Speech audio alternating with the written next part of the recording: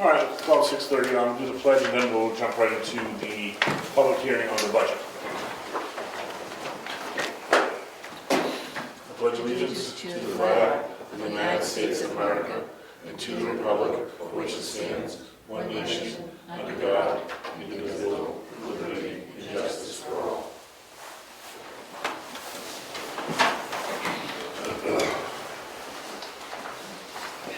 All right, so we're going to go into the operating budget. I'll we'll basically take it line by line. The revenue, I'll kind of go through any questions. I just ask that you state your name, just so Cassandra can kind of keep everything up to date with her minutes. Any questions, just feel free to ask, and we will field the questions as best we can and take it from there. What is he? That's okay. All right. Now, so we'll start off with the land use tax. Right now, we have $50,000 estimated for the 2022 budget. We have several lots we're expecting coming out of current use that will help us out there and will give us that added income. It could even be higher than that, but we try to get numbers that are conservative but not too low either. Yield taxes, that typically is timber, gravel, that kind of stuff. We're estimating $5,000. Last year we estimated a little bit higher at $8,000. With the timber cuts that are out there, I think we're in decent shape at the $5,000. We're not expecting any kind of penalties or interest. If we do, that's just more or less found money at this time, but nothing's really on the books as far as getting paid up for this coming year. We went up again a little bit more on our permits for motor vehicles. Every year it kind of continues to go up. We continue to give it a conservative number. 165 again is under the 183 that we collected this year. But again, that number could be better. Building permits, we went to 15,000 this year to mirror this up for this past year. Speaking with Nick, buildings still continuing from new homes to additions and so on, so hopefully we'll strike that number or do better. Then we get the other clerk type items, dog licenses, landfill permits. We put that at 2,600 because this is a year that we're going to be doing the updated landfill permit stickers, so that's why the number ticked up an extra $1,000. Could you explain that, please? Could you explain that? Yeah. The The dump stickers are issued every 3 years? 2 years. 2 years, excuse me. And so this is an on year, so we're going to actually have to issue them to almost everyone versus people that just need one here or there. So it's usually about an extra $1,000 of income. So it's just a rough guess, but we should be having no problem hitting that number. I guess, is it going to stay the same price, or is it going up in price, or? We haven't opted to move it. That'd be something we'd have to probably do a public hearing on. Okay. And because I personally, and I think some people said it's pretty cheap, and we could probably make it, even if you made it 10 or 20 bucks for 2 years, that's 10 bucks a year. It is pretty cheap, but as far as just emptying the trash, but if you would have to put anything else in the dump, you get charged for it. Sure, like bulk items and so on. Yeah, that's why it would be, there's a perfect reason why I would think people would want public comment on it. Right. Some people might say it's reasonable, people might say, hey, it's fair. So, Right. but right now we're not moving it. Okay, that's all I was asking, whether Gotcha. you were or not. This next money is more of the stuff we typically get from the state, rooms and meals tax. It's a distribution we get from the state. This year was a pretty hefty number. Again, we are expecting that number to probably stay flat, but we again conservatively went to $45,000. The highway block grant was 32 this year. We rounded it down to 30 even, and then some other minor investment monies and whatnot that we do get in. So that is our revenue. And again, our revenue is speculative, but I give it a conservative speculative. It's not like we don't go over the top. And from what I've seen in the past, we typically are pretty close to the mark.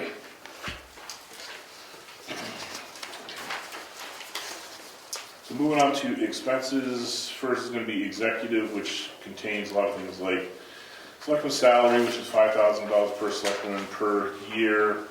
The board secretary, we went to $10,000, and this is accounting for any kind of pay raises that we're going to take on for the upcoming year. Office assistant salary. Let's see, additional things we got here. We can read through. If there's any questions on any of these, please let me know. The town contracts IT. That is with regards to our expenses to maintain our computer systems and so on and so forth. That went up with some anticipated upgrades that we're going to be looking at for the upcoming year to make the network more user-friendly from remote locations. Additionally bulking up some of the equipment internally here. Contingency fund is exactly that. It's money that we have on hand for an emergency. Typically, we almost never touch it, but it's there just for an unexpected event. Mark? The office and computer doubled. Yes. We're getting to the point where if the system's down, the office is down. So we're to the point where we have to upgrade, we think, the server and some software, just to make it more robust. We we've asked for some estimates from our current as well as an outside source, and roughly a few $1,000s could get us up to where we need to be. So, office supplies, does that include the paper that you charge for copies and stuff? No. Where's that come from? With the copy? Maybe office computer supplies, right above that. That's what I was asking. Office computer supplies has doubled from 1,000 to 2,000. I'm sorry, what line item are you talking Yeah, about? I'm asking. 210, 4.30, Which line item are you talking about, Mark? 4130-210. 40. 4130-210. 210 in the middle, right under selectmen expenses. Trying to think why we went to 2,000, what the rationale was there. That has to do with IT. That does not have to do No, with that was, IT. I was talking about the one three below that, the IT one. Yeah, the office computer is exactly what he's saying. It's going to be things from toner, paper, batteries, that, odds and ends around the office like that.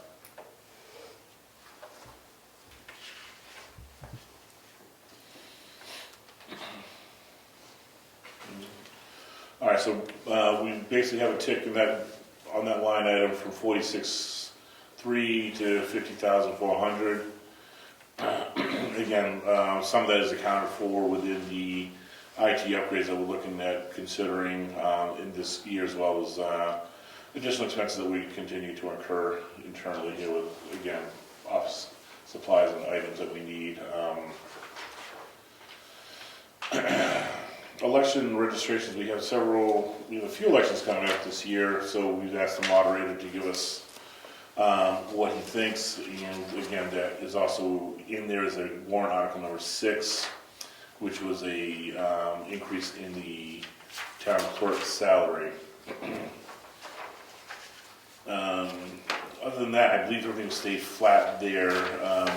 There was an over expenditure in the deputy clerk this year. That was just due to the deputies having to fill in while Virginia was unable to work. But we anticipate that to stay flat this upcoming year.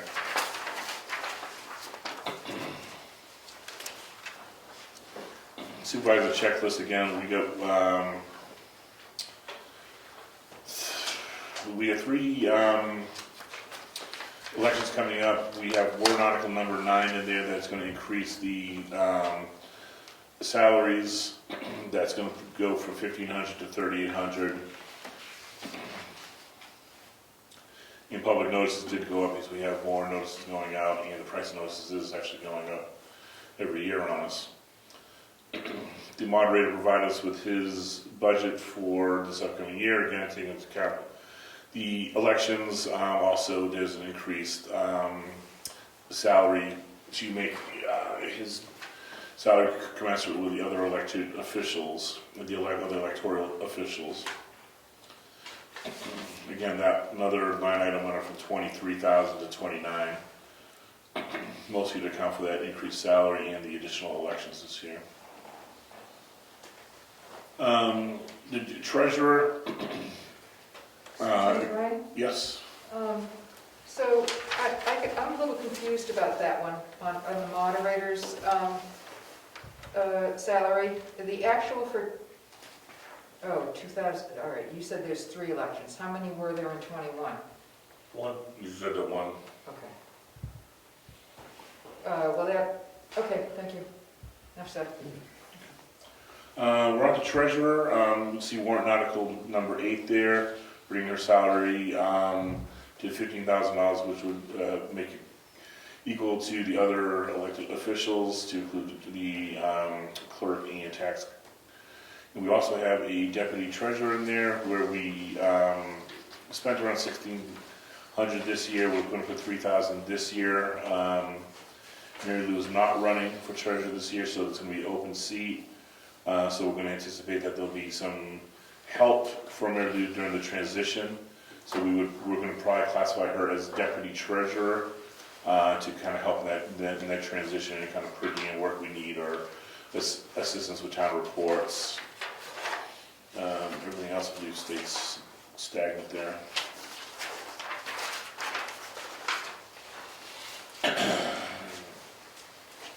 Tax collector, again, pretty equal from last year. Again, warrant article number 7, which is the $1,000 pay increase. Also, there is the deputy tax. We put another $1,000 in there in case we needed some additional help during the upcoming months. So that went up to a couple $1,000 we account for in the salary. The assessor clerk,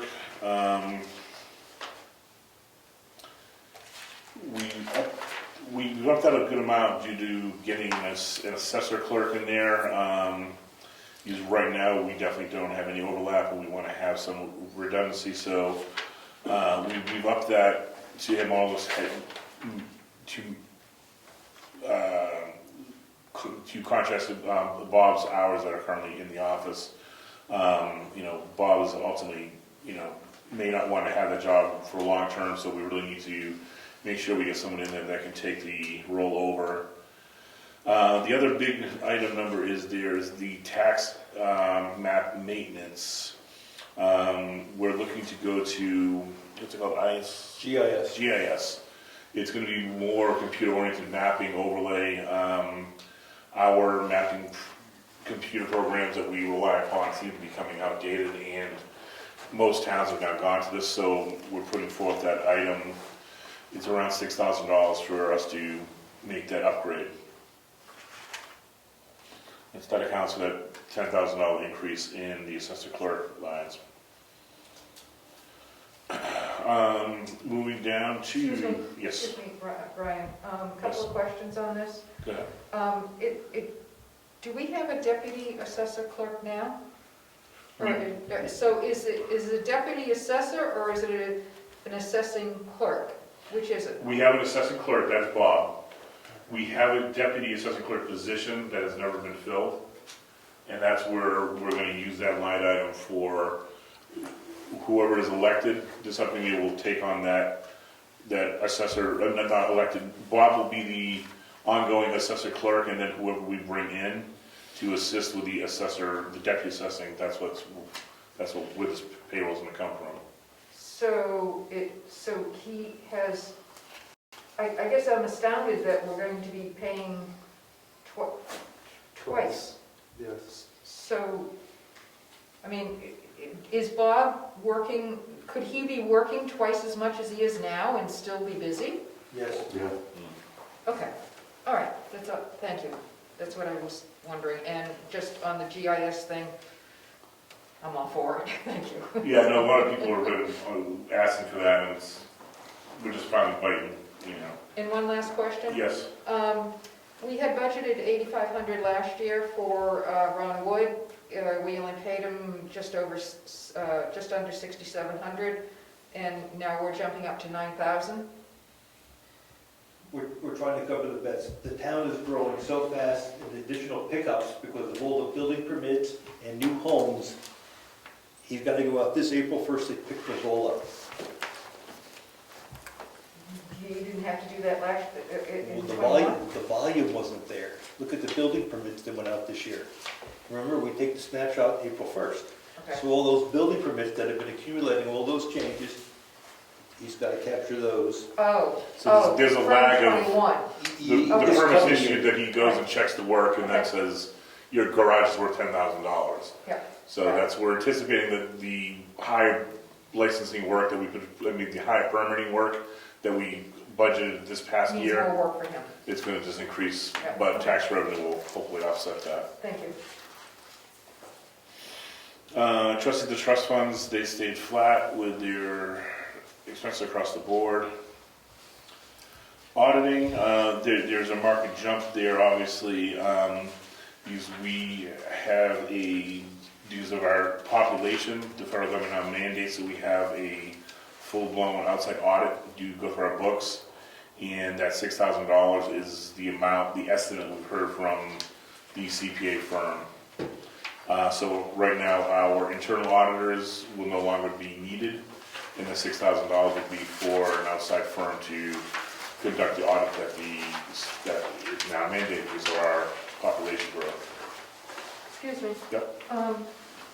So, I had a hint of this from Ginny when she told me, when I was inquiring about why the Amanda Pierce's auditing role wasn't posted as a vacant position. And she told me that the same, essentially, in her version of the fact that there was a mandate because of our population level to go to a CPA firm. I went through this with Mary Lou 5 years ago, and I told her that she was wrong when she said that, and I don't think that the law has changed. In fact, I checked DRA's website, and they had the same manual for audits that they had back in 2017. And I'm just wondering if you can cite the statute that says that. Because the statute that I'm reading is RSA 41:31-C, and it's under municipal audit law. It's in their manual, and it says any municipality, Roman numeral 2, any municipality or political subdivision exclusively within a municipality with a population of fewer than 750 as of the most recent federal census, provided a financial statement audit is not required by another law, regulation, contract, may, not less than 45 days before the end of the fiscal year, petition the commissioner to waive the annual audit requirement for that fiscal year, provide an alternative plan for reviewing the municipality's financial accounts. If the commissioner approves the scope of services proposed by the municipality, such services shall be completed by either the locally elected auditor or a CPA. Is that the? I think read the first sentence again. If it's under 750, you may petition to have it waived. But there is nothing. I talked to Michelle's boss about this, and he said there is no law that requires a town, based on population, to go with a CPA. And I think this is ridiculous. $6,000 when we were paying them $500 a year? That is a huge jump. And now, if there is another reason for having, if our local auditors were doing such a horrible job that you need to go to a CPA, then fine. But I don't think that, I've never heard anybody say anything about our local auditors, locally elected auditors. So I think that I think that you guys really need to ask DRA about this, because I don't think this is correct. So that's my opinion. I will follow up on that to make sure. My question, though, Yep. is, it sounds as though you already selected a CPA firm, is that correct? It's the same one we've been using for the past several years, yeah. Okay, that is completely irregular. You, you cannot have a CPA firm auditing the work that they have told you is the right way to do things. That is completely inappropriate for you to use Plodzik and Sanderson.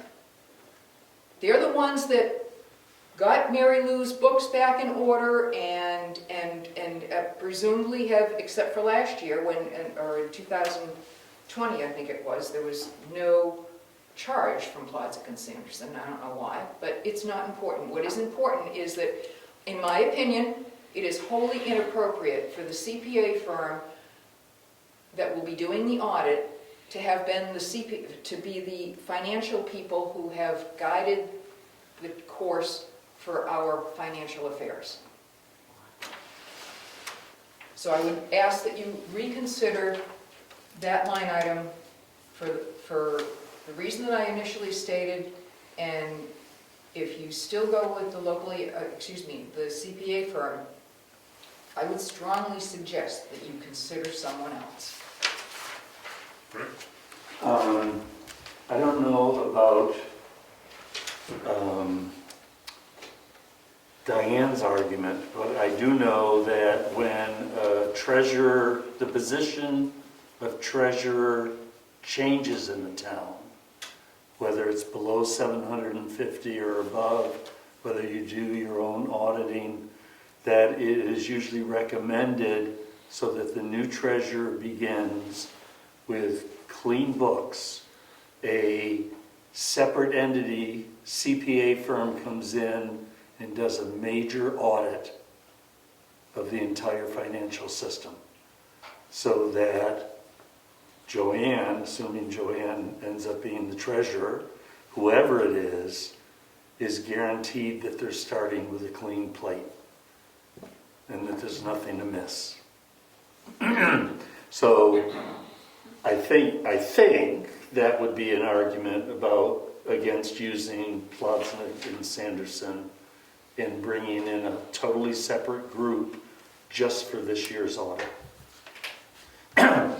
And that we would do even if we are still doing town auditing, because it needs to be a major overview. All right, I will ask Gary if there's a conflict. If it's a conflict, then we'll need to search elsewhere. If they don't deem that as a conflict, then we can make the decision. Yeah. But I do appreciate your other thought that we at least give a clean slate. Which is not the rationale behind this, but it does make sense. It's not casting aspersions on anybody that proceeded, it's just giving Joanne the benefit. So if something shows up later, we at least know it doesn't go back before Joanne, it started with Joanne. You know, not that there's going to be anything, but... I understand. No, it's, Okay. that's something I will follow up with DRA and ask one about the 750 number and ask if there's a conflict with using the same CPA firm.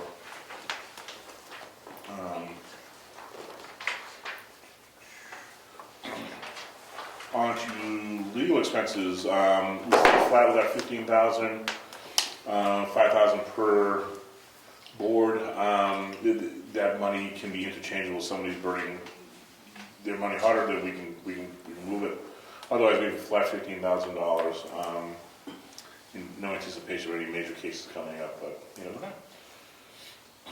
Personal administration. This is more or less what we have to pay for payroll taxes, and our workers' comp insurance stayed flat this year. Planning board.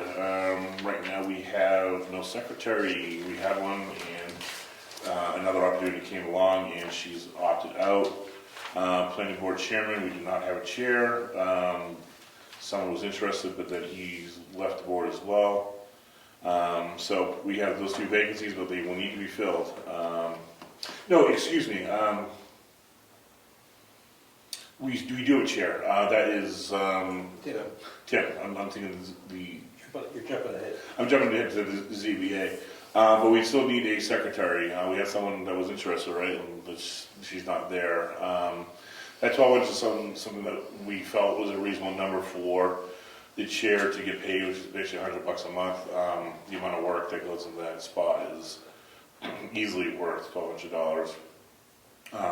Remaining expenses stayed flat there.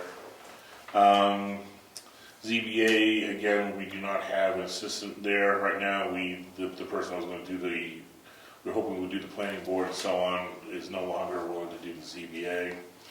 Everything else there, we went up on the public notices because the charges have just been higher, and with even a couple hearings, which we know we have one, sure, and potentially a second one coming down the pike, so we bulked up our public hearing notices because they're not free. That isn't reflected. It's 400, it was 400 last year, we spent 907, and it's 400 again for the new year. Don't you want that to be up? Public notices went from 3 to 8. CBA. Oh, I'm sorry, I jumped ahead to ZBA. Oh, I'm looking at the planning Public board. notices for the planning board, Okay. it's left stagnant, nothing changed there. I'm one section behind you, sorry. No problem.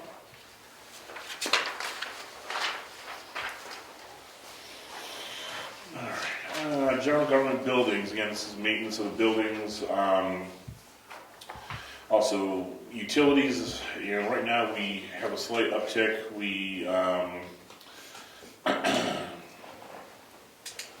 the line by item, we basically staying flat with the personnel cleaning, she's does a decent job keeping things up here. Repair the building ground, we went down a little bit because we just don't envision any big expenditures. Building maintenance stayed flat. Shoveling, mowing, $1,000. That might be light in what you're considering. We're now having someone plow for us in the parking lot. Propane, electricity stayed flat, and web went up slightly, and then town-owned properties. That's in anticipation of us deeding some property. Oh, that's right. There's at least one, if not two, properties that are overdue for deeding, and if we take control of those, then there's going to be some expenditures incurred there.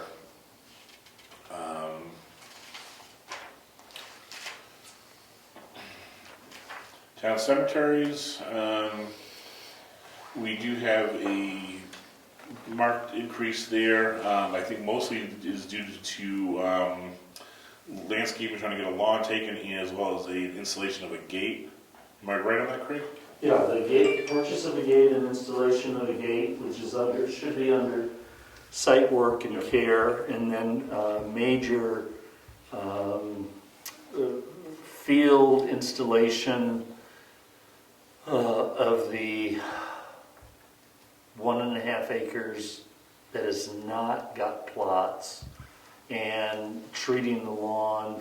The whole area is going to have to be treated for grubs. The grubs have totally destroyed whatever we had. Yeah. But I would like to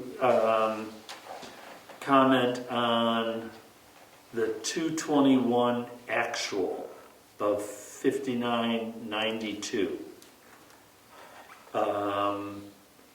I don't know what that 5992 is.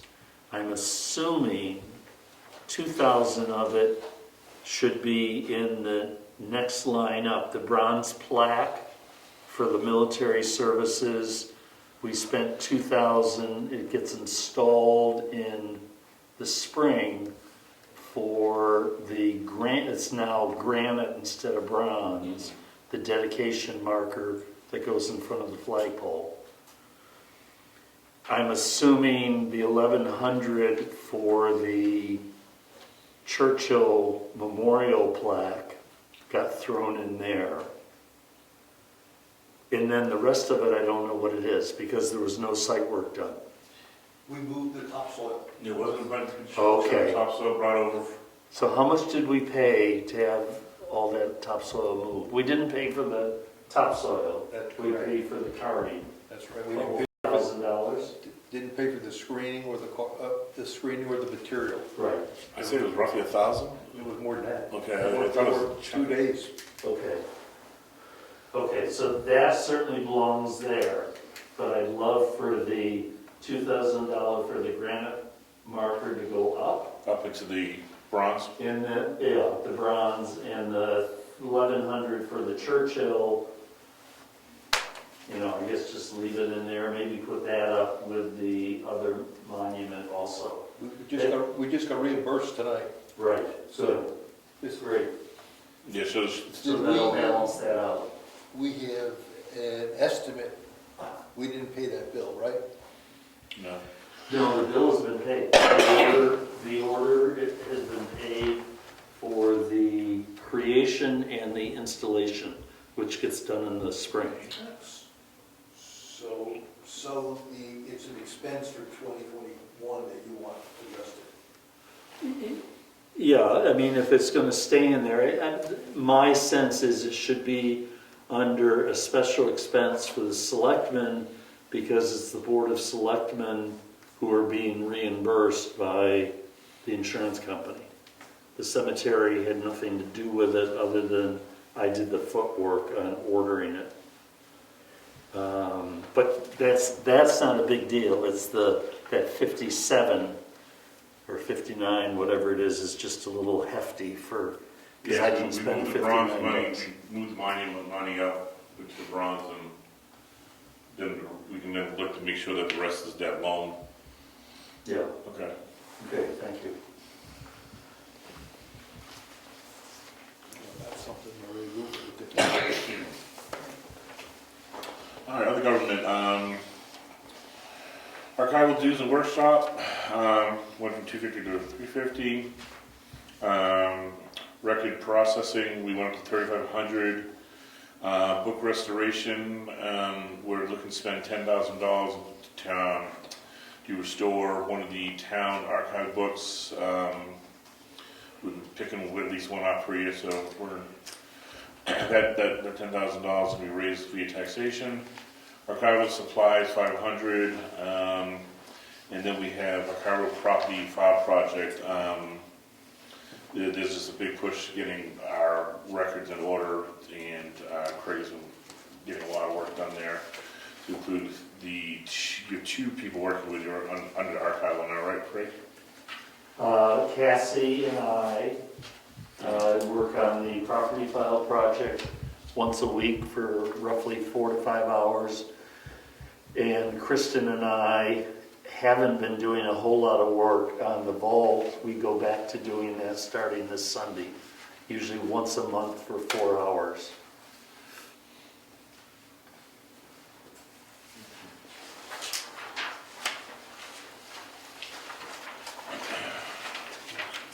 Wakefield Fire Police Ambulance, another increase of approximately $10,000 from the prior year. Forestry, a modest $500 budget just for some minor expenses, to include some truck maintenance and any other kind of expenses that you may incur. CEO building inspection, there was a request for increased annual salary. We went and we looked at the numbers comparing other towns and the amount of work and time Nick is spending doing that job, and 10,000 did not seem like a bad number in the end. When we compared to other town inspectors, and again, he's not hitting us for mileage and phone, so on and so forth. Right. Yep. And then what happens when the building slows down and everything and his workload goes? If things do slow down, we have the right to we can bring the salary down. At town meeting or in between? Well, I think we'd have to deal with that annually, every budgetary cycle is when we'd have to address Because that. I know I've tried to deal with him a few times, Yeah. and it's like, he's not available. And, pay him $4,000 more, he's still not gonna be available. I mean, if he's too busy, that money's not gonna free him up to help people out, is it? Maybe he needs someone else. That could be part of it as well. I know, I basically had zero cooperation from him. Is he just not returning calls, or? Not doing emails, not getting back to you, and this is something I've heard from other people in town, that he, call, or email, nothing. So, and a couple times I did get to talk to him. His big thing is, I have a full-time job. Well, why'd you take this one if you can't handle this one? And now we're gonna pay him more money so he can continue to not help you? I don't think, And Rich had a problem with it a month or two ago when it was brought up. He was like, what happens when things flatten out? If you do it yearly, in between, So this is the budget here. So what do you think we should do with the number? Go to 25,000 to get a full-time building inspector? I think it should be based more on maybe kind of like the tax collector used to be and the clerk per permit, per job or whatever. Some towns do that. They charge 50. Yeah. Every time he makes a visit or a phone call, it's $50 per transaction. That kills everybody, right? I mean, how are we going to recover that? The bookkeeping on that is tough. So we looked at that. We looked at going for a full-time, part-time. You're talking 25,000, 30,000. Well, To be honest with you, this is the first time at the budget hearing we're getting the negative feedback. I mean, we'll have to talk to them, but there's plenty of opportunities to tell us, hey, we got a problem before the budget hearing. Well, according to your notice, public input at this meeting. This is public input. So, Thank you. Peter, you want to? I have a question. Wasn't he increased 2 years ago, $1,000? To make up for the extra work and everything else? last year. I'm not sure if it was last year or the year before, but Yeah, it was originally 5,000. Yes, it was. It did go to 6. I'm not sure it was last year before, I don't remember. right. Either one, he did, and that was his reasoning back then, because he had more work to do, so he increased him $1,000. Okay, now we're gonna increase him $4,000 a year later?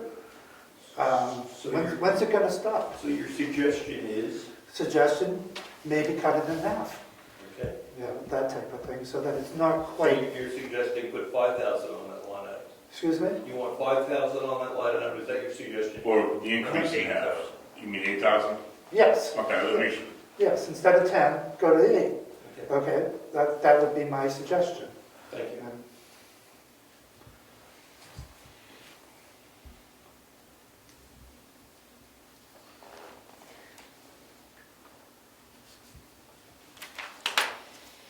All right. oh, I'm sorry, Dan. That's Yes. all right. So I guess I was completely ignorant of how this guy gets paid. I had just assumed it was based on the volume of work, and evidently that's not the case.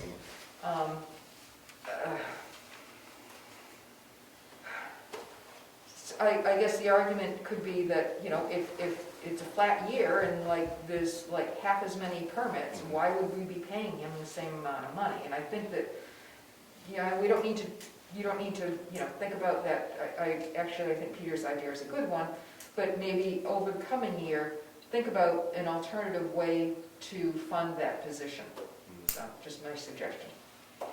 And like Rich said, we did try to figure, like, the idea of, a commission type plan where, the building permit's worth X, the plumbing permit's, a roof permit. And just talking with the treasurer, she's like, all right, who's gonna account for that? And how do we verify that? And so it became a logistical headache. So, excuse me for interrupting, but, Okay. so I tried to call him once too, and he wouldn't return my call. Okay. So, or I called him and left a message, and I never heard from him. And my plans changed. But, so if you had a baseline, Yeah. and then for every incremental, pick an increment, over that, because it's an incentive then for him to actually return people's calls to do business. If there's a baseline, number that he Yeah, gets, your maybe the big salary, 5,000, correct. maybe the 5,000, and then beyond that, have it stepped in different increments for whatever the volume might be. Just a suggestion. And you guys can review it monthly or semi-annually or whatever. Yeah. Great. Every job that he takes on, every permit that he does, there's a worksheet. If I were putting up a chicken coop and I give him the plans, he figures out the value and then determines the permit is going to cost me $238 because it's 10 by 12 with insulation on a cement foundation, blah, blah, blah, blah, blah. And that's what he bills me, the town bills me, and I give a check for $238. What if he got a percentage? I mean, the only danger would be that suddenly permits started getting more expensive. But, I mean, a house, the $1 million house being built over on the lake, the permit for that, I don't know what it was, but I bet you it was, I wouldn't be surprised if it wasn't 5 figures.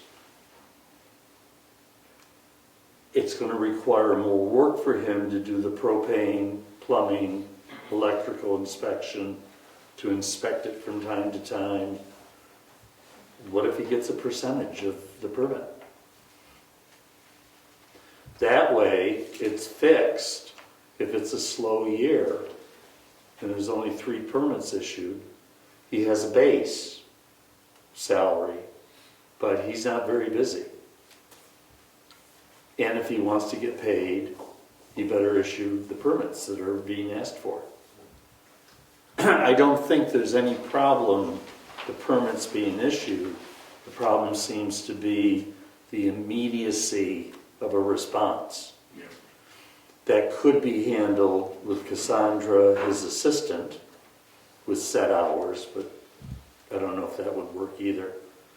Yeah, it's been a while since CEOs had a true assistant, so it's, maybe we need to get true assistant hours. But Jessica used to maintain office hours for, I think, 4 hours, Yep. and was there doing his paperwork Yeah. and being available by phone. The problem is when people, particularly are from out of town and they're trying to build a house, they shouldn't have to try to orient everything around Friday morning from 8:30 to 12:30, No, I hear you. you know? And even for people in town, if Mr. Stengel wants to call him on a Monday morning and expect a call back by Tuesday morning, that should happen. Yeah, there should be at least 24 hours turnaround calls. Yeah. I'm not, I don't like hearing this. It's a very crucial spot in town. I'm not gonna lie to you. It's not good. Something we'll have to address with Nick, but. We'll figure out what we want to do this year. Hmm. We got the input. We'll talk to Nick too, see what we can come up with. Well, thanks for the input, Ron. Hearing it, I don't like to hear it, but if it's a problem, we have to address it. Especially if you want to give them more money. Yeah, without a doubt, you don't get a raise because you do a lot of job. Until we know how it works. All right, emergency management, we put that at 0. Road agent charges for summer, we went from 100 to 140. We're taking on some paving projects again this year. This past year we did not take on paving. So we're anticipating at least, don't know exactly what roads we're gonna do. We just got paving cost in, so there's questions which road it will we do, but there'll be associated prep and post paving costs that'll be associated with any road work we do. Winter we stay flat. It seems like we're pretty good with the numbers we got there. Wakefield, transfer station, big jump. I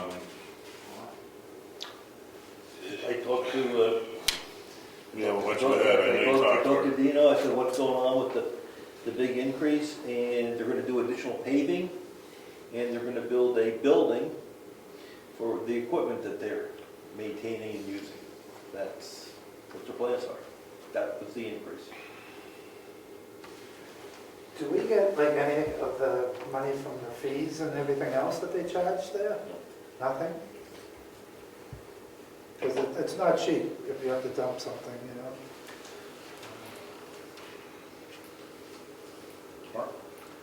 So down the road, you talking possibly raising the permit fees or the sticker fees? And, you know, we're paying that much. I mean, everyone's paying that in their tax bill. Yeah. And, you know, to raise the sticker price, I mean, what benefit are we getting from it? As Peter mentioned, you bring stuff down, you get charged for, you know, bulky waste, whatever. I mean, I brought a little bit of sheet rock yesterday, it cost me $3. Yeah. You know, I mean, that stuff adds up. And if you So- want to charge $25, $50 for a dump sticker, what are we getting for it? Something else to consider, because you said everybody's sharing that cost in the tax or Right. tax rate. Even the people that don't use it, right? They're kicking in. No different education? And then, I do this quick analysis. Last year, we had 700 people in town, and we're paying $70,000. That's $100 a person we're paying to dump there. Right. And we're getting back 5. It seemed to me, 2.5, get back 2.5 a year. It would seem to me we should, in my opinion, we should raise that fee. It's been $5. Well, we're gonna have a hearing. Before we do it, we'll have a hearing. My opinion is we should raise that fee. Well, it's just, you know, we raise the fees, we're paying, we don't have a choice with this fee, okay? To what the town's charging us, town of Wakefield. Right, you're looking at getting double taxed. You're getting taxed and you're getting taxed by permit, which I agree, that's what. So that's like a double taxation Right. there. I- To raise it, I mean, we don't get any benefit by you raising it. I mean, it's gonna go in the fund or something. Those are general somewhere, funds. Go to the general fund.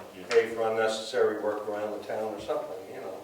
If it was kicked Which I back see a into lot. this, then that would be a different story. Yeah, we can't do that. I know you mean, though, if we had increases, we could negate the increases. It would be a wonderful thing, but we're not allowed to do that. Okay? I mean, I bring one bag a week to the dump, pretty much in Yeah. trash. To go up to $20 for one bag, to me is ridiculous, you know? I might bring a few cans and I might bring a few bottles every week. But they're recycling, they're making the money back on that, Right. you would argue. Right, yeah. But occasionally I bring other things to bring into the, you know, the other big dumpsters where they charge you. You know, I've spent probably a couple $100 this year on stuff Yeah. in the big dumpsters, so. You don't have any woods near you? Well, I do, but I don't do that. you know. I know I have plenty of neighbors that do that, but I don't do that. Okay? When I was more into the whole Wakefield billing issues, I remember that there were capital reserve funds that we were contributing to under different categories, either fire, police, sanitation. These improvements that you said are responsible for this 25% plus increase in this charge. Is this a one shot, or are we going to get sucked into, you know, a series of capital reserve funds that we're going to have to pay into for a long-term project that they're doing? Good question. I assumed, maybe incorrectly, it was operating this year, but I'll make another phone call to find out. But to that point, have we seen this charge go down much over the years? You know, No.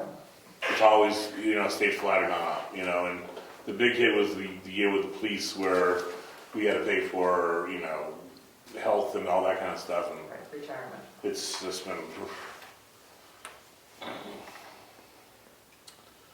All right, our health agencies, basically those are, you know, You're on what page now? I'm on page 9 Okay, thank you. of the health agencies. All right. You know, these are agencies that more or less pay back into the community, for hospice, Meals on Wheels, usually human services. Relatively small money that goes out, but the return is pretty large in our opinion. Welfare, we've always banked 10,000, sometimes a little bit more. Times have been pretty decent. We haven't touched it. We anticipate a small charge coming from that in the near future, but nothing big down on the horizon, God willing. Brian? Yes. I have made this recommendation in the past, and I will make it again. There is an opportunity, so we put this $10,000 in the budget every year, or a number very close to that. And that affects our tax rate. Small number, but nonetheless, it kicks up our tax rate because it shows up as an expense. And we almost never use it, or at least barely touch it if we do use it. Right. So if it were an expendable trust, or you can also set up, and I can't recall, and I didn't bring it with me, we talked about this once before, where there is allowances to have separate funds, not that are controlled and withheld by the town, independent of the, I can't remember what the structure is, but there's ways in which we can set money aside once, and maybe add a little bit to it every year as it gets depleted. And I would ask that, it's too late to do it now this year, because you have to write a warrant article, although that government fund thing might work, but please think about that for the future in terms of just making it a bank account, so I to remember you speak. saying this a year or two back, and at the time, I gotta remember when we, or whoever's here, we gotta remember that if we set up capital reserve, make the Well, an selectmen expendable trust. agency, an expendable trust, and make the board of selectmen agents to expend, then we don't use the money doesn't get tapped, the money sits, and we don't have to get hit every year. And it gains interest. And you get a little bit of interest, which we got to remember next year to consider doing that. So I don't think it's a bad idea, I think it's a good idea. I'll remind you. Instead of the money coming in and out constantly, it just goes back in and buys tax rate down per se, but I'd rather just do it once and not have it hit the budget every year, if it's possible, which I can't see why it wouldn't be. Tri-County CAP, that's our fuel assistance program, right?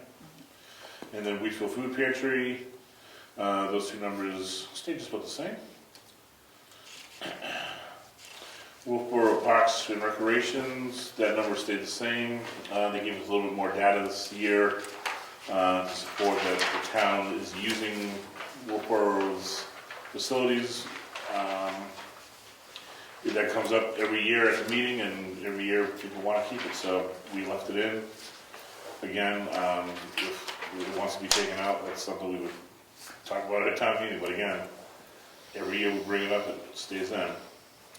The Gaffney Library, flat $14,000 contribution. Heritage stayed flat, no big plans this year, there's going to be some work being done, but nothing like the centennial work we had or anything like that. Conservation, the conservation committee is still there, but right now it's inactive. This should be the $30,000 of purchase of the town land. This is our last year, I believe. Yes. So as of next year, you'll never see this line there again. $30,000, but finally paid in full. Capital outlay. This is warrant article number 13. We're looking to put $100,000 into the town road capital reserve. We're anticipating at least some projects this year paving. Last year we did not do any. Townhouse repair, we're looking to put another $25,000 in there. We still have windows, interior painting, flooring. I think this is out in full. I think the wording gets us confused, but I think. Ooh, excuse me. I think we're gonna spend, I thought we put 100,000, I'm sorry. we put 75. Right. Let me look, I'm sorry, I knew it was jumping to the gun now.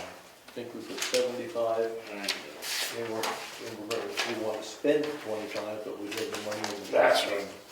Alright, So I'm watch- sorry. Watch the wordings. No, I went a little too quick, I apologize on that, I'm just trying to get this done. Alright, so number 13, to raise and appropriate the sum of $100,000, is a fund appropriating, alright, so that $100,000, again, that is a withdrawal from the accounts, that's an estimated road project. Do we have an exact number, or know the exact road? We do not, but we're anticipating at least a couple of decent projects to get done this year. The townhouse, we're looking to pull 25,000 out. Is that for, we're looking to do windows? Windows and final painting. In final interior painting, not the stenciling, but just the inside painting. It's primed but not yet painted. We're gonna withdraw the remaining balance from the records preservation, which is approximately the $35.98, and the remainder will be funded via taxation. Right now, we're not doing anything with either of the Moose Mountain Capital Reserve funds. They're gonna stay as is. No money coming out. Alright, now again, my apologies, this is where we're putting the money into the capital reserves. We're gonna pull 100,000 out, we're gonna put 75,000 in. If we do not use all that 100, but at least 75 should replenish a portion of what we're taking out. The Moose Mountain Capital Reserve Fund, we're realizing more and more that this project's extremely expensive, and there's no cheap way around it. Every time we try to find a reasonable solution, it just doesn't get off the ground. So we're looking to put another $50,000 into the Capital Reserve Fund 1, which is the capital reserve that was created for the specific purposes of the bridge repair. Property revaluation, we're going to be due for property reval, so for that trust fund is $7,000. And that is it for the budget. Diane? Thank you, Brian, for forwarding me some advance copies, or at least alerting me through the town website that copies were available. And then when I got the last update of the budget, I saw that the only change had been the operating budget total, which is at the bottom, near the bottom of page 10. And it was just $1,000 different from the previous budget. So I looked them over, couldn't find where in the line items there was a $1,000 variance. So then I added up all the numbers, that comprise this budget, and both budgets were wrong. So I did this repeatedly. I went back even after I sent you an email notifying you of that. And I came up with a figure, it was $1,109,649. So that changes not only the subtotal operating budget number on page 10, but of course will change the total appropriations on the last page, and will change the last warrant article that we haven't talked about yet. So I heard nothing back from you folks after I sent you that email. And I don't know where there's a line item error somewhere, or a formula error, but it's not mine. We checked it 3 different ways. We've been working with this spreadsheet forever. And it's a good tool to develop a budget, but our bottom line is, it's not the official budget. The official budget is a form that we submit to the state, the MS 636. When DRA approves that budget, and we take these work items and put them into that form, and they approve it, that's the official budget that the town should be voting on at town meeting. This is just a worksheet for us. We've been using it for 10 years. But wait a minute. When we vote in March, we're voting on a set of line items and a bottom line number. This year, we'll be voting on MS 636, which is the official budget document that DRA approves. We should have been doing that all along. And that's the number that's used to create the tax rate. And what they do is they take this information, the treasurers plug it into the various forms, they review it, and at the bottom line, it gives us the number to be raised through taxation. So this is not the budget that we're going to be seeing in March at We're town meeting. going to put it in the town report this year, because we've always done that. But we're also going to put in the 636, which is the one that we sign, that DRA says, this is your budget. This is not the budget that they approve. It's the 636 that they approve. Well, there's a $15,000 variance. And it's all in the way the warrant articles are recorded on this document. So if you look at the transactions, do you agree with what's going on with respect to expenditures here and transfers there? When we put that into the 636, the DRA system will sort all that out to account for that 15,000. I think what Mary Lou found was it has to do with the way the warrant articles are being recorded in the worksheet. Okay, all right, that's a discussion that I'm gonna have with you in a few minutes. Thank you. Great. On page 2, there's a correction, and I have one other question. On page 2, down towards the bottom, transfers from miscellaneous sources, cemetery maintenance and improvement expendable trust fund.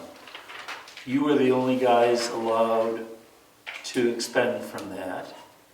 Do you recall expending $487? No, you didn't. That's the cost from the cemetery, what they call the cemetery funds. It's inappropriately named. It should be the graveyard funds. That's the bill Corey Pike gave to me. I created an invoice for the either 8 or 9 graveyards that he worked on.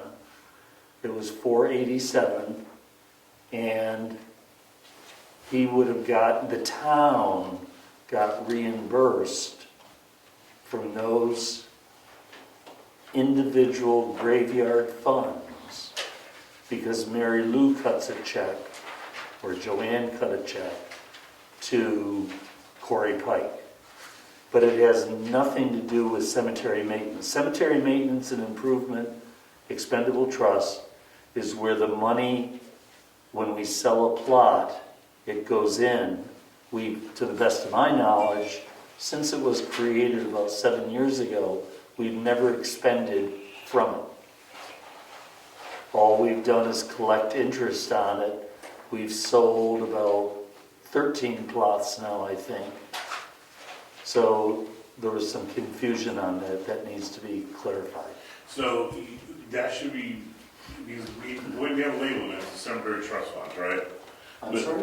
The way we have it labeled in the town report, it's all the old original trust funds that were created. Right, yeah. And I get your point, the graveyard, it should be graveyard, not cemetery, that's what the Right, and confusion. actually that 487 Yeah. is usually, I was gonna say, I think it's usually under the cemetery section, but I don't know that for a fact that that's where Mary Lou has put it. So you want us to move that expenditure? I want you to get rid of the cemetery maintenance and improvement expendable trust, because that's very misleading. I mean, Understand? okay. Understand. And then with the 487, you know, the town cuts a check for 487, the trustees of the trust funds sends the town a Right. check for 487. $0. Yeah. So wherever that makes sense to put it, certainly it could go under cemetery maintenance, but it's for graveyards, which are different than cemeteries. So it's more of a description issue versus anything else is Description and placement. okay. Yeah, I mean, the transfer from miscellaneous sources, I've never seen that before, and it's the only item that's in there. Okay. She does it every year, so I'm sure she has someplace where she accounts for it. And then the last thing I wanted to ask is on the excavation. How is the tax on excavation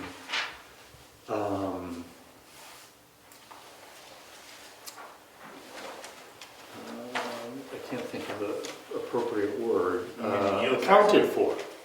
You mean the yield tax on the gravel? Yield tax on the gravel and sand. Yes, we asked them to tell us how much they removed. So it's left up to them. There's no slips. No Like slip. with the, There's no waste station or anything like that. well, I'll tell you what. Waste station at my front door, in my driveway for the 20, 30, 16-wheelers that go up on a summer day. I don't think we're getting, We get pennies on a truckload. really. Pennies on a truck. And is, It's not who determines that? The state hits the rate, they tell us how much they removed, how many tons they removed. It's just like And the timber. state sets the rate? Yes. Yeah, it's just like the timber, like, how we get the timber warrants and it's all dictated upon, Yeah. growth and how hard to get it out. This is just more or less flat tonnage and it's very low end money that we get from it. Not to say that they're not, are we getting accurate figures from them? I don't know. Yeah. We're not gonna invest money in a waste station, obviously, but, even if it was double, you're talking from $10 to $20 probably. Really? I think the total income was about $250 last year for. $250? That's It's dirt. pennies. Pennies on a ton. And considering the amount of wear and tear on the roads, the trucks, you should argue it should be a heck of a lot more, but. For sure. I'm sorry to hear that. I knew that it wasn't as high as Timber. timber, Now, timber's pretty lucrative. Right. Yeah. but it's shameful that it's that low. Just the wear and tear on the roads in a Moose Mountain Bridge that keeps on getting more and more expensive to replace. It's shameful, but it's not your fault. Rick has been working on that bridge the whole year trying to find a solution, and there's no magic bullet, or at least there's no contractor willing to shoot that magic bullet for us. Yep. It's pretty frustrating. Yeah. But with that said, the bridge is red listed, but it's safe by all accounts. It's just if there was a major emergency, we would not get reimbursed by the state for any kind of repairs. We're talking about $400,000. Easy, yeah. And we've got $130,000 in the bank. So what happens if the bridge goes out tomorrow? The plan would be to take a bond and have a special meeting, they would raise the money to put a bridge in through bonding. Either we do that or we crank up the tax rate significantly to get to $400,000. So the strategy would be if it collapses before we're ready, bond. In the meantime, we continue to save. Pardon me? Yes, that's why it's $50,000 this year. How much can the tax rate tolerate? And the bridge we're looking at, that's proposed, is the one that goes over the canal, over on Great East Lake. They put a new one in there this year. That same company is the one you're talking to, yes? That's right. They've been replacing bridges all over the state like that. And that's about their latest number, I think. Yeah, they claim to change multi-million-dollar projects into a few $100,000. But it doesn't include a temporary structure. It doesn't include all the necessary extra work to get the bridge in. So we're looking at a big expense. FYI. All right, we'll do one article.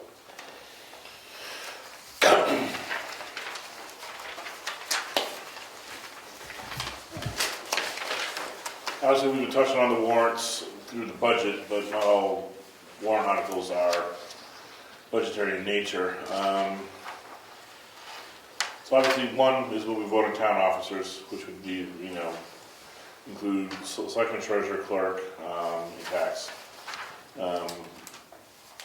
We need to consider how to fix that, so we're not every official is being elected all in 1 year.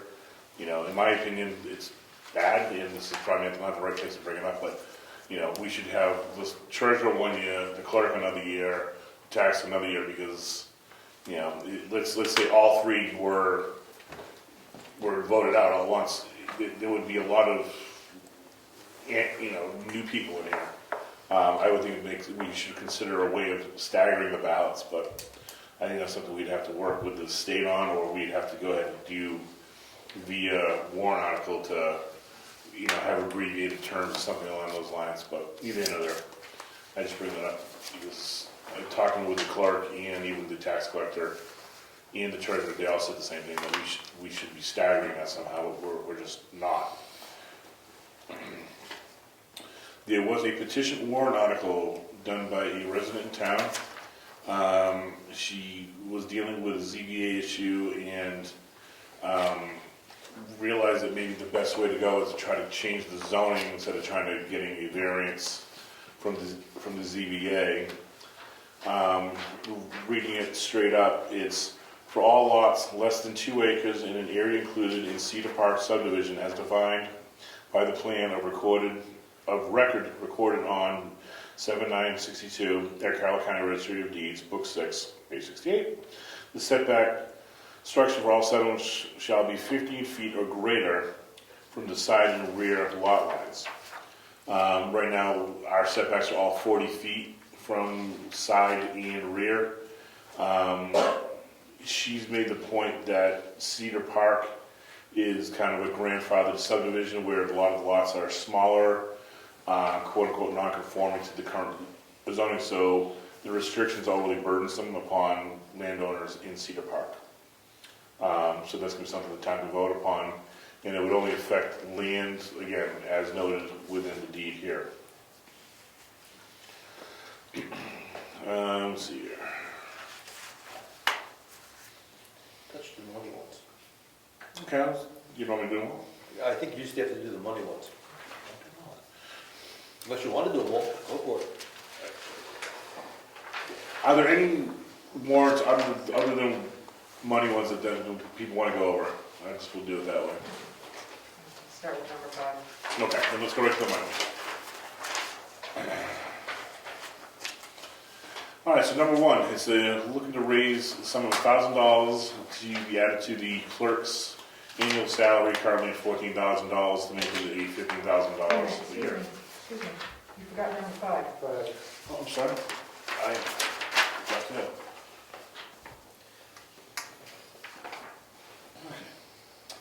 To see if the town will designate the selectmen as agents to expend funds from the common expendable trust as titled the town building office equipment.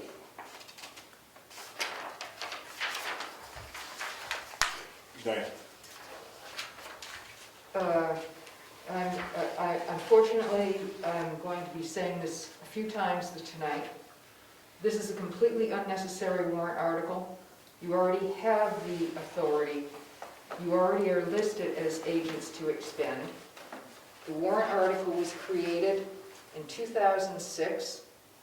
I have a copy of the town report that says the warrant article passed. Town Building Office Equipment Fund was created as an expendable trust, the selectmen to be designated as agents to expend, and it passed. So you can just cross this one off, unless there's another reason for you. We could vote on it quickly at town meeting. There's no reason for it to be in here. Okay. It's confusing. Okay. And there's 2 others that I'll point out as well. I just read number 6, about the $1,000 raise. Number 7, again, another $1,000 raise for the tax collector. Number 8 is a $2,500 raise for the town treasurer. You can see the common theme there is to make parity amongst the 3 office, to have an equal salary of $15,000. Arguably, everyone has their specialty and has a need, and I think $15,000 is a reasonable number for all 3 of those jobs. But that will be up to the town. Supervisor Checklist, looking to go from $16 per hour to $18 per hour. The moderator, is elected official, we definitely see that they're at $15.50 per hour. We are suggesting $20 per hour. Let's see, number 11. Well, see, the town will raise $50,000 to be deposited into Moose Mountain Capital Reserve Fund 1. Again, yes, Dan? That is not the name of the fund. The number 1 was not on the name of the fund when it was created in 2015. We have to use the name that was approved by the voters as on record. I know that the fact that we have the CR2 for Moose Mountain Bridge has created all sorts of havoc with the trustees of the trust fund, but the proper name for this does not include the number 1. Okay.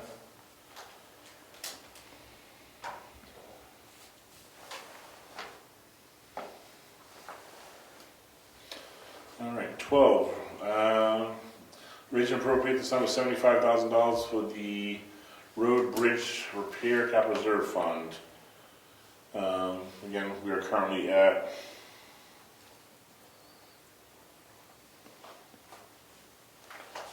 we currently have $46,000, and looking for $75,000, so we roughly have $125,000. We'd be looking to go ahead, and then on article number 13, we'd be looking to withdraw $100,000 from the road fund to fund any projects, any paving projects this year. Yes, Dan? I'm going to sound like a broken record, but the Board of Selectmen went out of their way in 2020 to get town meeting to approve them as agents to expend for the Road and Bridge Capital Reserve Fund, and it was approved. You do not need this warrant article. When you put it in the warrant, it suggests to people that they have a choice, and they don't. They do. They do. We're doing this so the public can say, we want you to do it or not do it. And we are agents to expend, but we're being upfront with the town saying, we're going to spend the money, is it okay? There's nothing wrong with that. Matter of fact, that's what DRA recommends. Thank you. The town can even ask for more. The town might say, we want you to blow the whole lot. You know, and that's up to the town. We're trying to, we're just trying to make it clear to the town what we're looking to do, and this puts it in the forefront. Number 14 is to do with the town record book. This one got a little muddled because obviously we're trying to draw down the current capital reserve fund that has a total balance of $35.98 in there, and we're looking then to raise the remaining portion via taxation. The total job we're hoping will not cost more than $10,000, and that's what we would look to invest in that book, nothing more than 10, via the taxation as well as then closing out the capital reserve fund. Yes. So I will not make my comment about you're authorized to withdraw it anyhow, given your comment a minute ago. But the problem here is that this appears, going back to the budget, this appears as the $10,000 line item in the, underneath,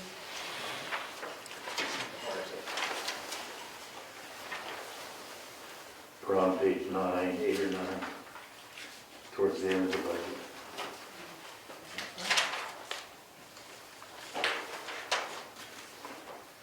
It's actually page 7. Page 7. Page 7, as you pointed out previously, it's in there for $10,000. What you're doing by this placement of it as a capital outlay as well, on page 10, adds $35.98 to the overall expense beyond the 10,000, which is the line item. So it's in there twice. And that's what's going to, I'll show you a typical 636, which will sort that out for you. It's, But it's just like so, repair of town roads, there's 100,000 in here to repair the town roads, is in a warrant article for $100,000. I agree with you, it's confusing. It is very confusing. I wish we never used well, the this. split one is even more confusing. And But it's the same idea. You're asking for authorization to spend this kind of money, and the funds are going to be raised from two different pools, taxation and capital and a trust fund.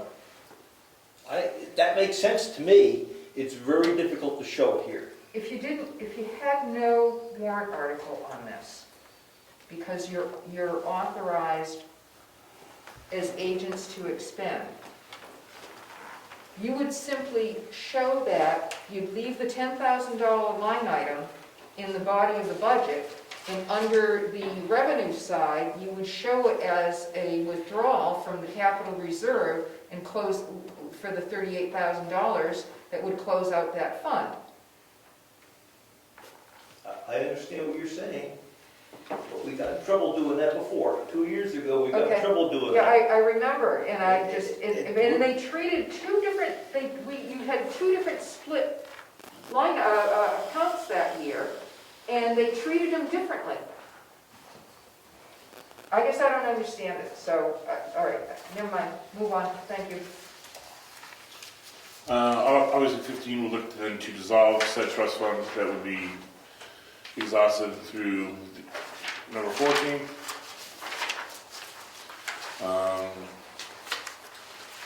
Number 16. Oh, excuse me. Yes. Sorry, one more thing. So on 15, the only, actually I have two comments. One, I'm surprised that we're dispensing with that. Is this the last major book that we're going to be upgrading? We I have no comment. No, we had it. but the expenditures are in the $4,000 a year range. Okay, thank you. I would suggest not saying the town's operating budget, because you can't transfer money to a budget. That's exactly where the money goes.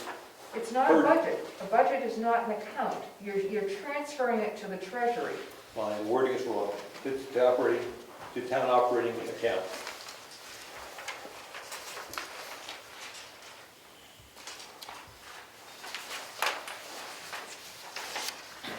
All right, we didn't touch on this in the budget, 7,000 for the property valuation capital reserve fund. We're at the point where we're gonna do the whole property reval. And then finally, $25,000 was withdrawn from the house capital reserve fund to do the windows and painting, the finished painting inside the townhouse. And the last but not least, the big number. Excuse me, on 17? Yes. I would have made the same recommendation here. BOS was authorized as agents to expend in 2015 on this one.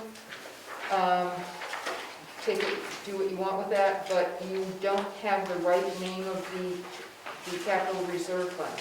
It's the townhouse repair capital reserve fund.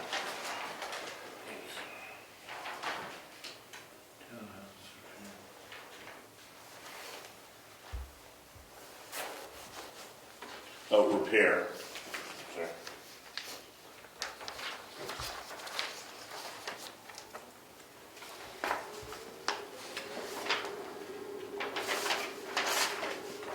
Thank you.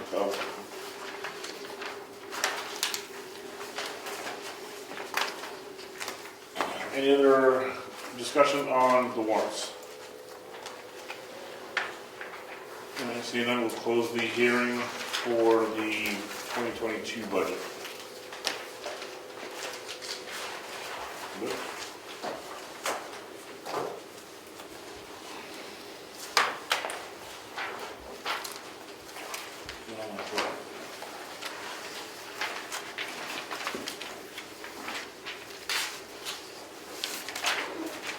So I'll make a motion that we, I'm sorry. that we submit this budget and these warrant articles to the town for their approval, and we're going to have to make some amendments from the floor. Second. All in favor? Aye. Alright, so those changes, I have written down the changes on the warrants. Those are pretty We simple. can amend it on the floor. Hand those to the moderator in advance of the meeting. Okay. Alright, no scheduled speakers. So now I'm gonna go into the Board of Selectmen meeting. You got minutes from January 18th, 2022 to be approved.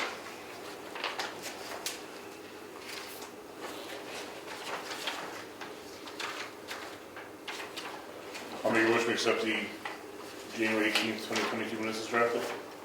I'll second. All in favor? Aye. Second.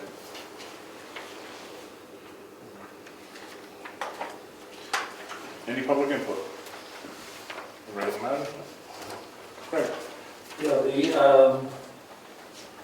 the Wakefield Brookfield Historical Society has received a quilt as a donation that has its origins in the town of Brookfield.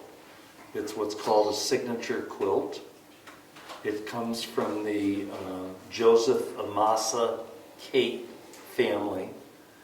The Kate Lane is named after that family.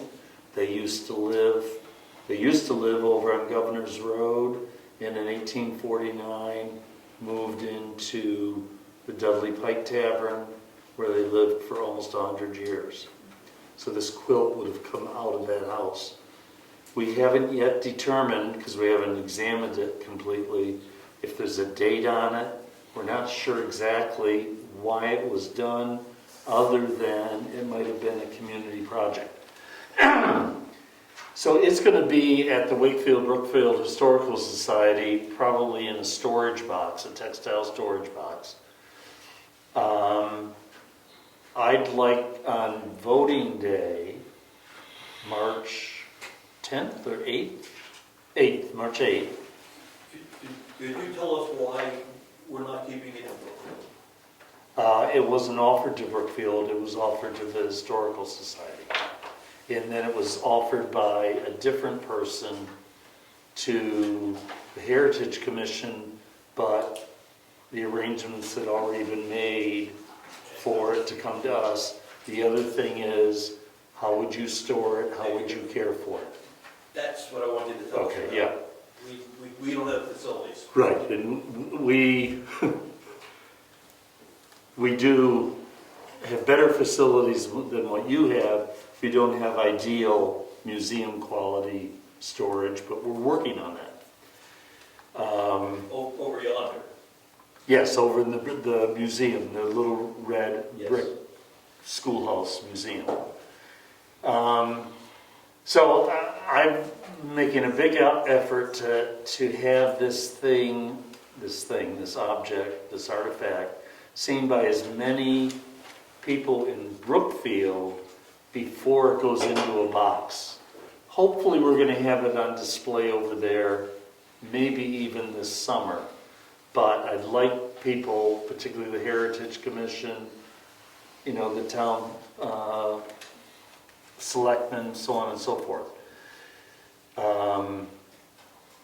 So when people are voting from 12 to 6 next door, my plan would be to have a poster similar to this poster, announcing the quilt, some pictures, And with your permission, I'd like to be able to put another table in front of the the walnut table and have the quilt displayed. By then, hopefully, we will have identified all the names on it. We have photographs of it. We might even know more about why was it done. Typically, signature quilts were done in the 1870s to about 1900. They were very often done like when a pastor left a church, a beloved pastor, the townspeople would get together and they'd make a quilt and give it to the pastor. Wakefield has one of those from the Congo church, the Congregational church. So, long and short, I'd like your permission from 12 to 6 to have that set up in here so people can come in and see it.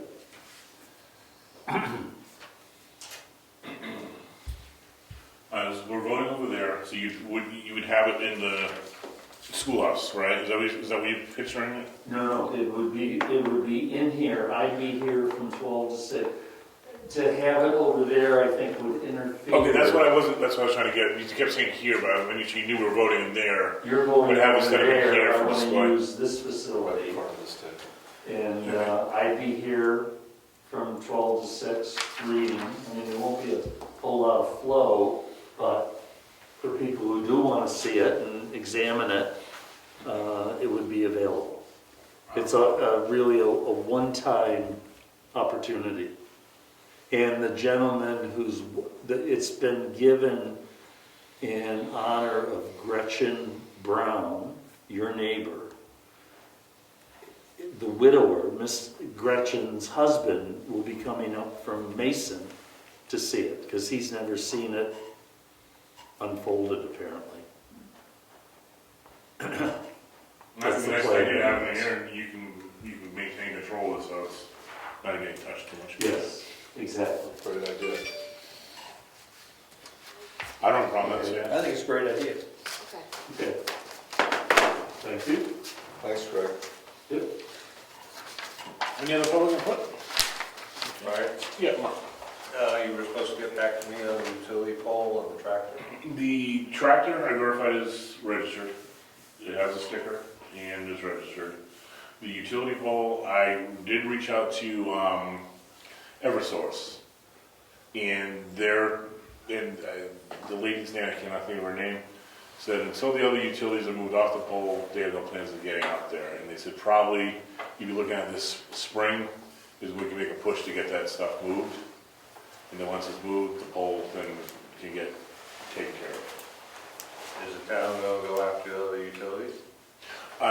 When she said best after the snow, I think we best in maybe March, April, to start to press the, whatever lines are still up there, we need those moved if we want the pole down, and continue to press them on that. Because it's not Eversource, it's No, that was not very their clear to me. responsibility. And I didn't know if they heard, and that's why I said, have you heard from them? Like, no, until it becomes an issue, we won't hear from them. So we need to press the other companies to move their lines so we get that pole taken down.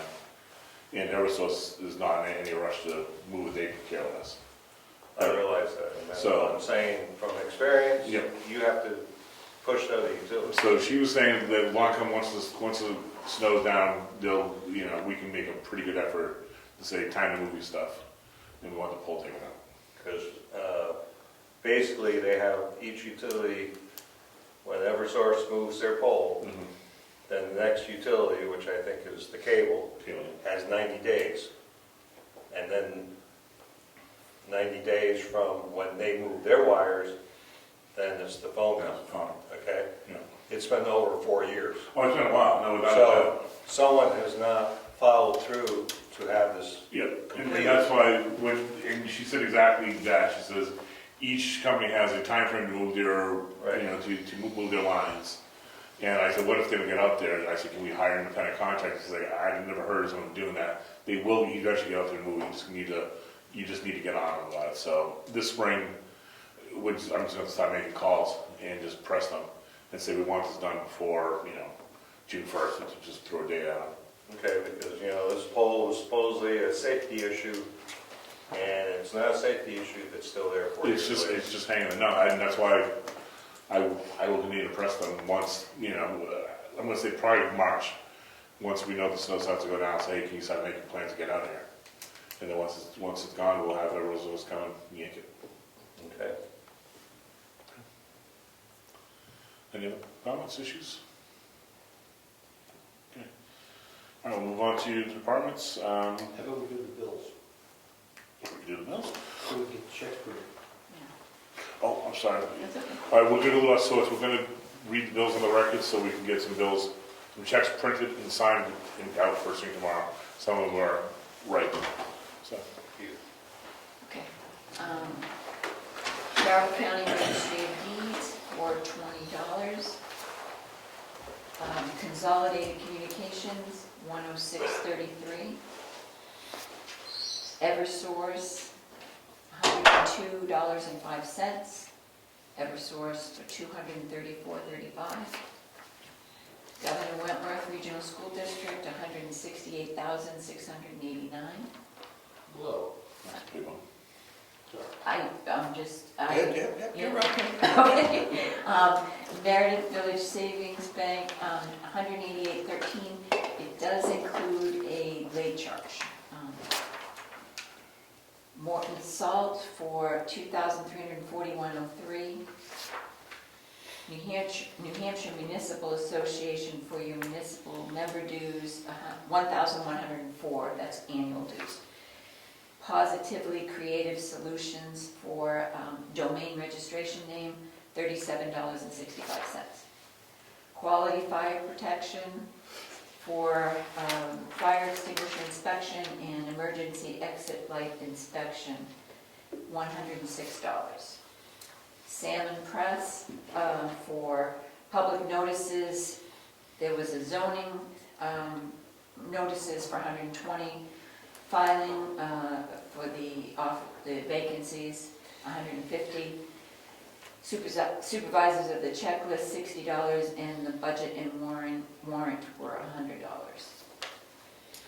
Spectrum, $79.98 for your internet. Staples for, there's a variety of things, some pens, some trash bags, file boxes, and file folders. Did I tell you the amount? $84.77.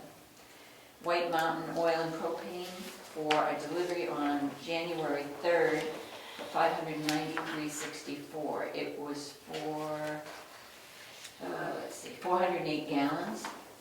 And another delivery on January 27th for 474 gallons for $688.97.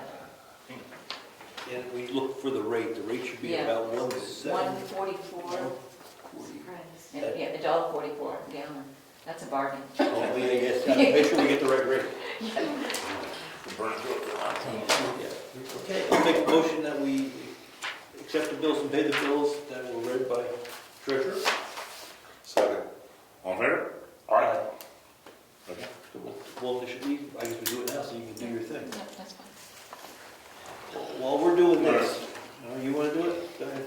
I want to bring up an issue, but go ahead. My director issue, go ahead. Thank you. This credit card that we're paying a $40 late fee on, I think we should cancel it. Is that a motion? I'll make a motion that we cancel the credit card, town credit card, after the next billing cycle. Second. Any discussion? We've done it for years without it, and now we're paying $40 late fee. We don't need it. We don't need it. I don't care either way, so I'll agree with you guys. I don't, you know, we made it this far without it, and it's just, it's a liability and it's late fees, but by extension, it is handy just to have and pay something, not have to wait for a check, you know, a month down the road, so. To me, it's handy, but I get it, it's an issue. I just sent that credit rating from 800 to 450. Nice. Now when we go for a bridge, it's gonna cost us. Put that half a point on that bond. Are we gonna vote on that motion? All right, so motion is that we cancel the credit card after the next billing cycle. Do I have a second? Yeah, Richard. Yeah, Is there a second? All right, all in favor? Aye. All right, okay. What's the name of the credit card? Is it just a Visa or is It's it? like a MasterCard, I think. It's from Murda Savings Bank. Okay. I would just ask for the $40 back. Huh? I would ask for the $40. This was some sort of leniency. I mean, if you've never been, late or anything, they'll. I've only had a just couple ask. months. Sorry about It's just, the bills kind of fell in a bad spot with the downtime in between Well- meetings and. We get the bill, that's no problem. We don't always get the receipts. So we don't pay the bill without receipts. That's the way we do it. When it's my credit card, I make sure the receipt gets in the box. that. Yeah, so maybe the person that didn't give you the receipt should pay the $40. And we're not doing that. We're just not gonna do it. Just cancel it. Yeah. Problem It's solved. not for us. Cost us $40 to find out. Was that catch in the loss? All right, we'll just keep moving into the Rich signs these. Heritage Commission did not meet, and I don't believe there's any plans to meet for another month or so. Did cemetery trustees meet? No, and what we probably will be meeting in March to start planning, particularly for the excavation project. Okay. Planning board, you guys did meet. There's nothing new to report, but the next meeting is February 14th at 7 p.m. ZBA, we have a hearing that's due, and I'm going to be reaching out to Chris on that. Once the dust settles from the election, I'd like to get that up and going, see if we can wrangle up another ZBA member. And possibly then elect a chair as well. We also need a secretary desperately there.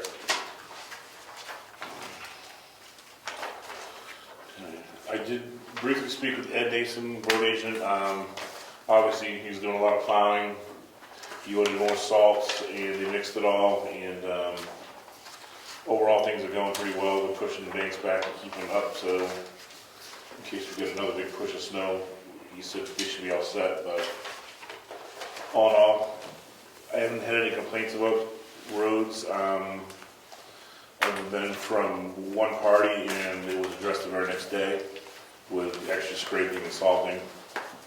And that party then said the very next day, they said they appreciated it and it looked a lot better. Any other boards we need to discuss?